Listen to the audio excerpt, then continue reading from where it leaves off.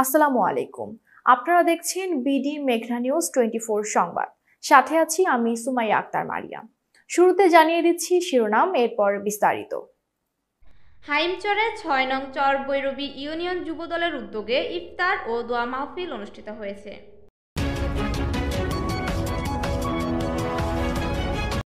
শুনছিলেন সংবাদ শিরোনাম, এবার বিস্তারিত। চাঁদপুরের হাইমচর উপজেলার ৬ নং চর বৈরবী ইউনিয়নে সাবেক প্রধানমন্ত্রী দেশনেত্রী বেগম খালেদা জিয়ার রোগ মুক্তি কামনায় ৬ নং চর বৈরবী ইউনিয়ন যুবদলের আয়োজনে ২৬ মার্চ ২০২৫ ইংরেজি ২৫ রমজান ১৪৪৬ হিজরি বুধবার বাদ আসর দোয়া ও ইফতার মাহফিল অনুষ্ঠিত হয়েছে।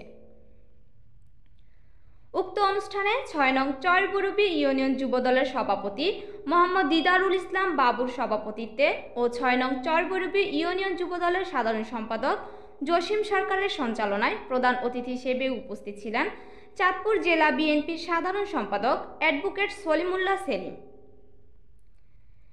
বিশেষ অতিথি হিসেবে উপস্থিত ছিলেন হাইমচর উপজেলা বিএনপির সাধারণ সম্পাদক মাজহারুল ইসলাম শফিক পাটোয়ারি, চাঁদপুর পৌর যুবদলের আহ্বায়ক শাহজাহান কবির খোকা পেদা। উপস্থিত ছিলেন হাইমচর উপজেলা বিএনপির সিনিয়র যুগ্ম সাধারণ সম্পাদক মোহাম্মদ হারুনুর রশিদ গাজী, হাইমচর উপজেলা বিএনপির সাংগঠনিক সম্পাদক আজিজুল হক বাবু, হাইমচর উপজেলা বিএনপির সহ সভাপতি মিজানুর রহমান শেখ, সাবেক সহ সাংগঠনিক সম্পাদক আক্তারুজ্জামান হাওলাদার, হাইমচর উপজেলা যুবদলের সভাপতি জহিরুল ইসলাম মাঝি, ৬ নং চর বৈরবী ইউনিয়ন বিএনপির সভাপতি মোহাম্মদ মাহবুব আলম জিতু হাওলাদার, সিনিয়র সহ সভাপতি বাদল বকাউল, সাধারণ সম্পাদক আনোয়ার হোসেন বুট্টু কাজী, সিনিয়র যুগ্ম সাধারণ সম্পাদক GM মহিউদ্দিন গাজী, সাংগঠনিক সম্পাদক মোহাম্মদ মিল্টন মাস্টার, হাইমচর উপজেলা ছাত্রদলের সহ সভাপতি সাইফুল ইসলাম। আরও উপস্থিত ছিলেন ৬ নং চর বৈরবী ইউনিয়ন বিএনপির সাবেক ভারপ্রাপ্ত সভাপতি সালাউদ্দিন হাওলাদার, ৬ নং চর বৈরবী ইউনিয়ন স্বেচ্ছাসেবক দলের সাধারণ সম্পাদক আব্দুল লতিফ মাঝি, সাংগঠনিক সম্পাদক নূর মোহাম্মদ শেখ। এছাড়াও উপজেলা, ইউনিয়ন ও ওয়ার্ড থেকে আগত বিএনপির যুবদল, ছাত্রদল, স্বেচ্ছাসেবক দল, শ্রমিক দল, কৃষক দল, ওলামা দল সহ বিএনপি অঙ্গ সংগঠনের নেতৃবৃন্দ ও জনসাধারণ উপস্থিত ছিলেন।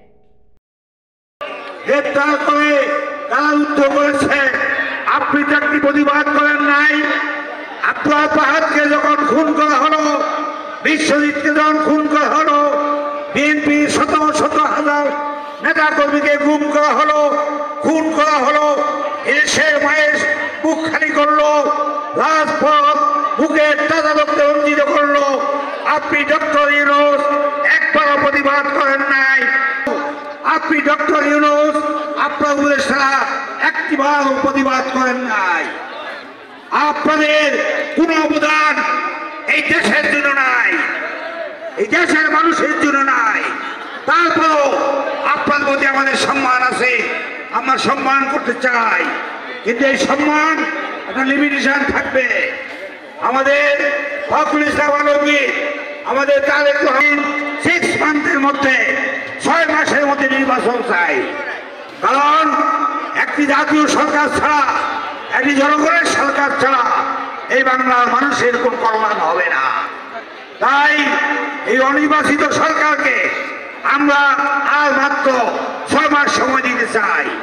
এই 6 মাসের মধ্যে আমাদের তারেক রহমানকে ফিরিয়ে আনতে হবে, আমাদের পার্লামেন্ট নির্বাচন দিতে হবে। এই নির্বাচনের মধ্য দিয়ে আমরা জাতীয় সরকার গঠন করব এবং 31 দফা রাষ্ট্র সংস্কার যা প্রয়োজন মানুষের কল্যাণে আমরা তাই করব। বিএনপি দুর্নীতিতে বিশ্বাস করে না, তারেক রহমান দুর্নীতিতে বিশ্বাস করে না। তারেক রহমান বলেছে আমি দুর্নীতি করব না, বিএনপি দুর্নীতি করবে না, এদেশের কোন প্রশাসনকে, কোন জনগণকে দুর্নীতি করতে দেওয়া হবে না। অতএব আমাদের নেতা শেখ ফরিদ আহমদ মানিক সাহেবও ঘোষণা করেছে কোন চাঁদাবাদী, কোন দুর্নীতিবাজ, কোন ধরনের হামলা, কোন ধরনের মানে প্রিয় ভাইরা, আগামী নির্বাচন পার্লামেন্টে 6 মাস পর হবে। ইনশাআল্লাহ আমাদের প্রার্থী কে হবে? সাতপুতির এই সর্ববীর ধানের শীষে প্রার্থী কে হবে বলেন তো আপনারা? কে হবে বলেন? মানিক ভাই। আমাদের মানিক ভাই হবে ধানের শীষের কান্ডারি। আমরা সবাই তাকে ভোট দিয়ে জয়যুক্ত করবেন ইনশাআল্লাহ। এতক্ষণ আমাদের সাথে থাকার জন্য ধন্যবাদ।